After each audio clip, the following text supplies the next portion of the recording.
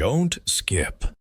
Have you ever felt that someone entered your life at the perfect moment, as if fate had placed them there? Have you ever looked into someone's eyes and felt something within you subtly shift? Not in your mind, but deep in your soul. Carl Jung taught us that our most significant relationships do not appear by chance. There are profound forces at work within our minds and the collective unconscious. When the energies of two souls align, their paths inevitably draw toward each other. But here's a truth not everyone is ready to accept. Not every deep connection is meant to last forever. Some people come not to stay, but to awaken you. They arrive like a storm, fierce, unexpected, unforgettable. So how do you know? Are they destiny, or merely a mirror reflecting the unhealed parts of you? Follow this video to the end, because what comes next might completely change how you view love. Synchronicity. When two souls meet at the right frequency. Number 1, synchronicity. When two souls meet at the right frequency. We live in an era where people believe that to understand someone, you must know their job, their hobbies, their past. But the truth is, you can know everything about someone and still not truly understand them. And you can know nothing about someone, yet understand them in a single glance. You might meet hundreds of people and feel nothing. Then someone walks in, and suddenly everything changes. Not because of what they do, not because of what they say, but because their presence makes you feel still inside. And in that stillness, something within you awakens, like an old song rising from a memory you never named. This isn't love at first sight. Love at first sight is an emotion. This is energy, quiet yet resonant, like a silent earthquake. Carl Jung called this phenomenon synchronicity, meaningful coincidences so precise they seem orchestrated by a frequency deeper than consciousness. It's when two souls meet not by chance, but because they were called toward each other by an invisible signal, one that only the soul recognizes. This isn't fate in the usual romantic sense. It's a resonance, a subtle yet powerful vibration between two energy fields. And when it happens, no explanation is needed, because the soul doesn't need reasons to recognize what belongs to it. Think of the moment you hear a song for the first time, yet it feels like you've lived in its melody for ages. You can't explain why, but it stirs something in you, perhaps longing, gratitude, or parts of yourself you didn't know existed. A soul in resonance is like that. They touch the strings long silent within you. And it's not random.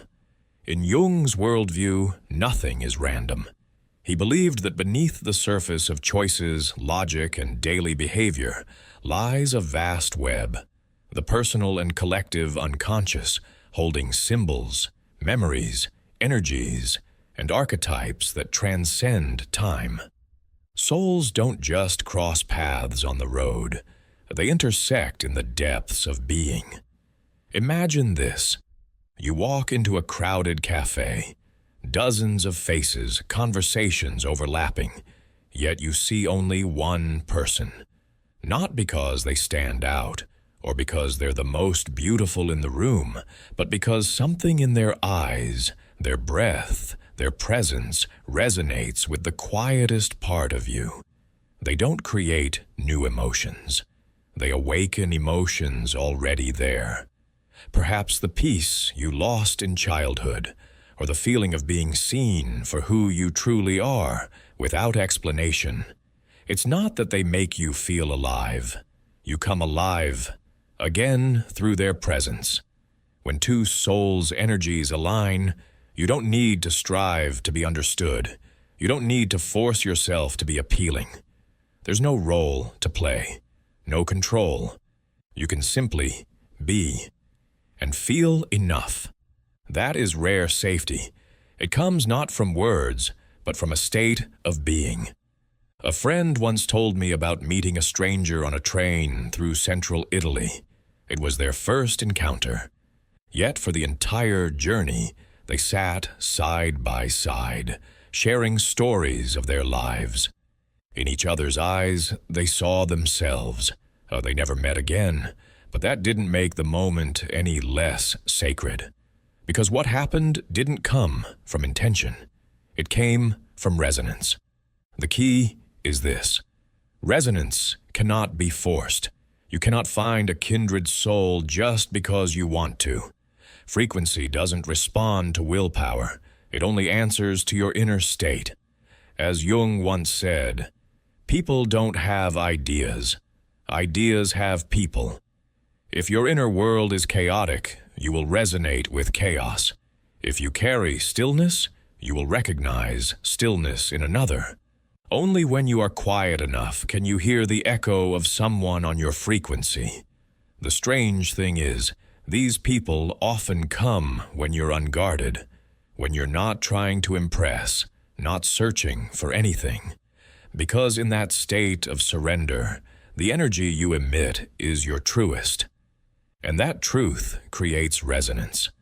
But beware, not every resonance promises a long journey.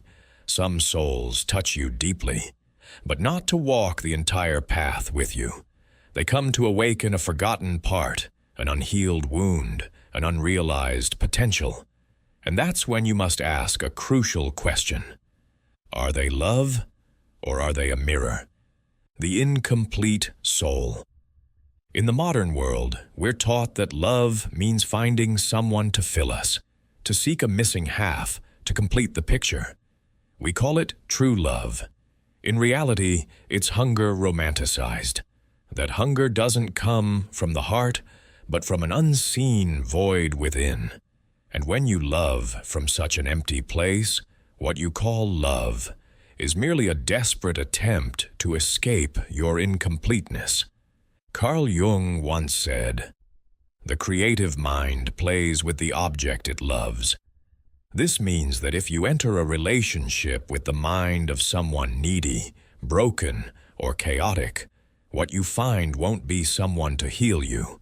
You'll only find a mirror reflecting the vibration of that wound.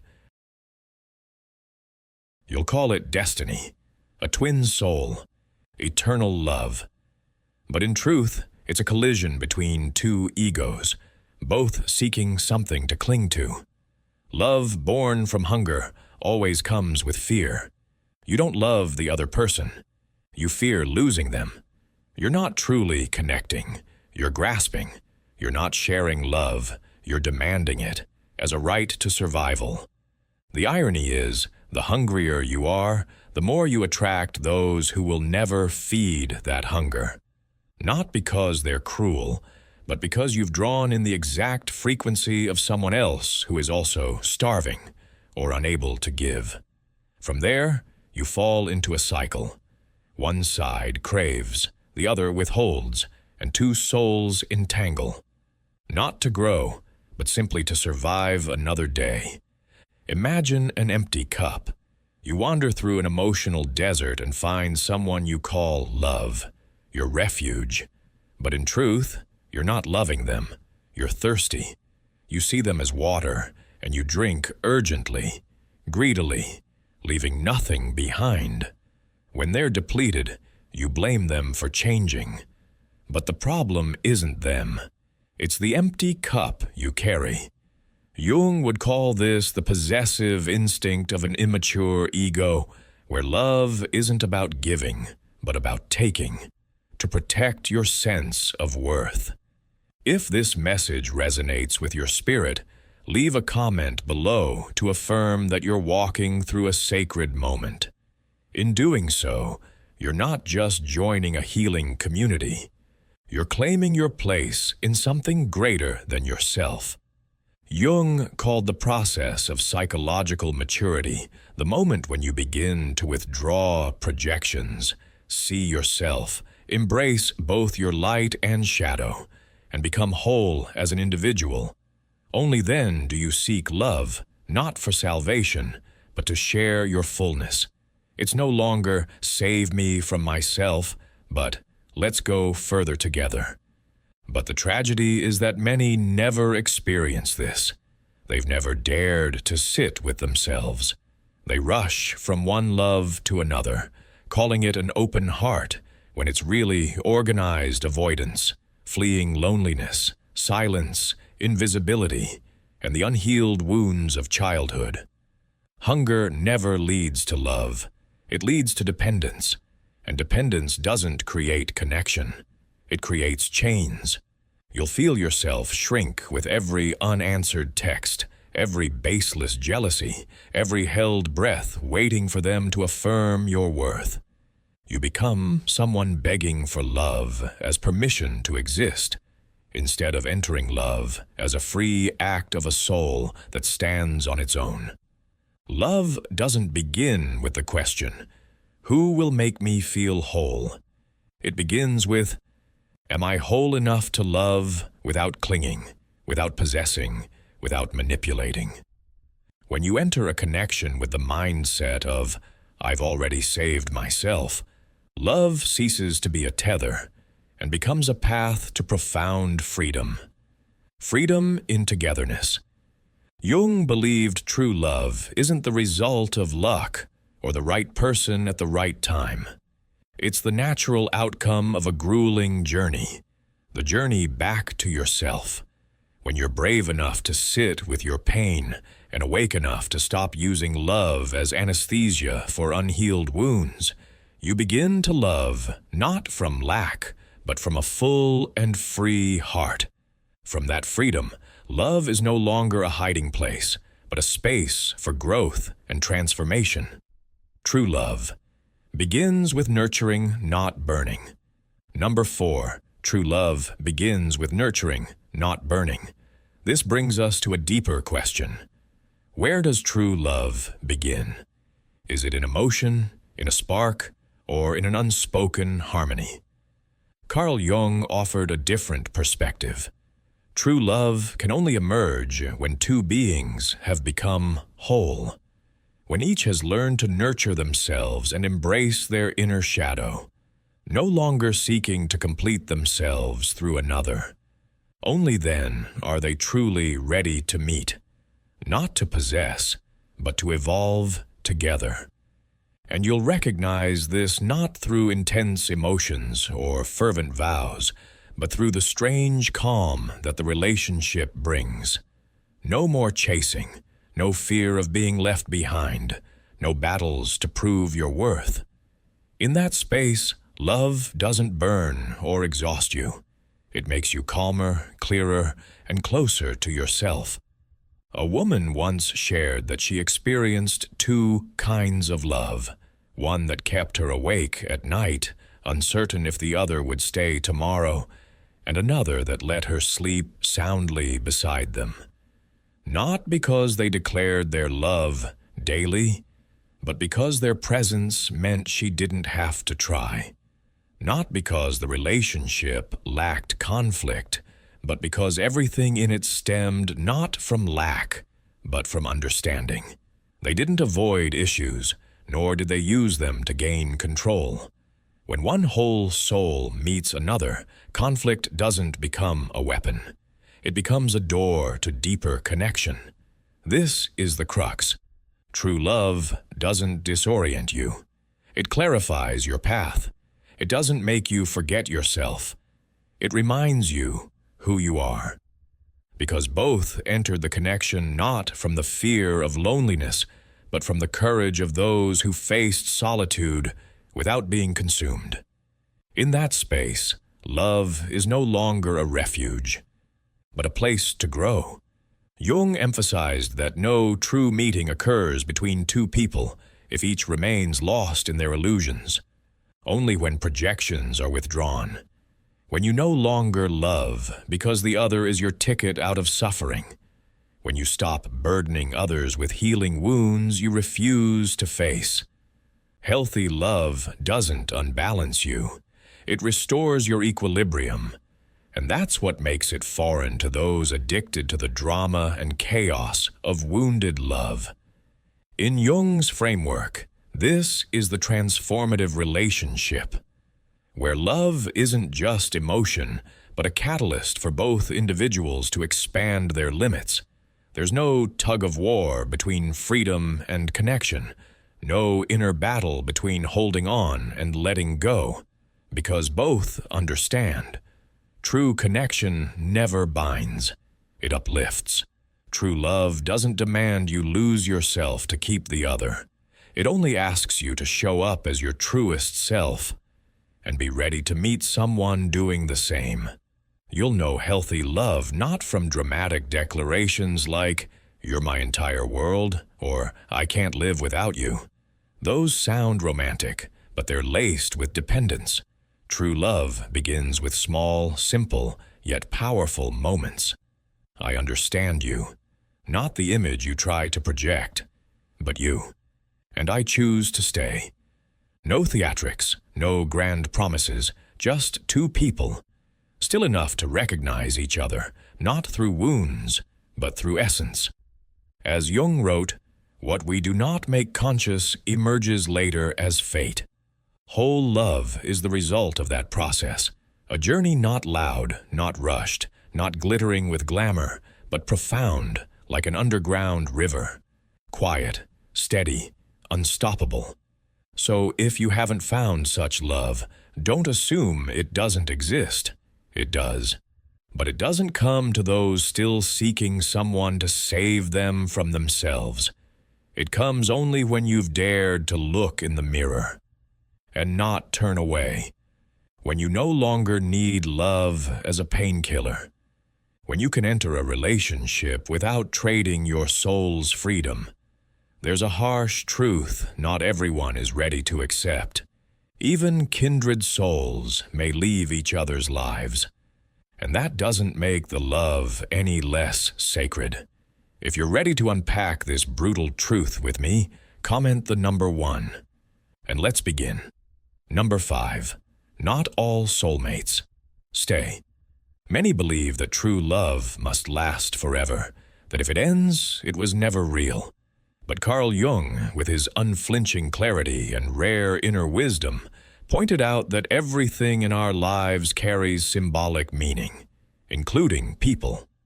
A soul enters your life not to stay eternally, but to serve a specific phase of your evolution. When that purpose is fulfilled, parting is not a failure. It is a transformation. We grow up with fairy tales, with promises of happily ever after, with the notion that true love conquers all challenges and all of life's changes. But sadly, life doesn't operate on the logic of fairy tales. It operates on the frequency of growth. And when one of you grows, when energies shift, the original resonance may fade. Not because someone was wrong, but because the old harmony no longer reflects the new self, and things simply no longer fit. A man once told me about his 15 years with his wife. One day, he looked at her and realized she was no longer the woman he had fallen in love with. He didn't betray her. He didn't reject her. He simply saw that the woman he once resonated with had become a different soul. Like two rivers that once merged at their source, clear, passionate, magnetic, they flowed side by side, reflecting each other, pushing each other beyond what they thought possible. But over time, the earth shifted, and the currents within it changed. No one betrayed. No one let go. Their streams simply no longer ran parallel, and to avoid clouding each other, they chose to part. Not because love ended, but because they were no longer each other's current. We fear breakups not just because we lose the other person, but because we fear losing the old self that was loved. When a relationship ends, the deepest pain isn't always the loss of the person, but the loss of feeling cared for, chosen. And now, no longer. But Jung would ask, Are you grieving their loss, or are you grieving the need to face yourself without them as your mirror? The pain of parting isn't always negative. In many cases, it's the pain of crossing a threshold of growth, like a snake shedding its skin. The old layer once protected it, cradled its former shape, but if it clung to that skin, it could never grow. Relationships are like this. Not all are the one. Some are transitional, unlocking a part of you, granting access to a deeper version of yourself. And then they leave. So the rest of the journey is yours, alone.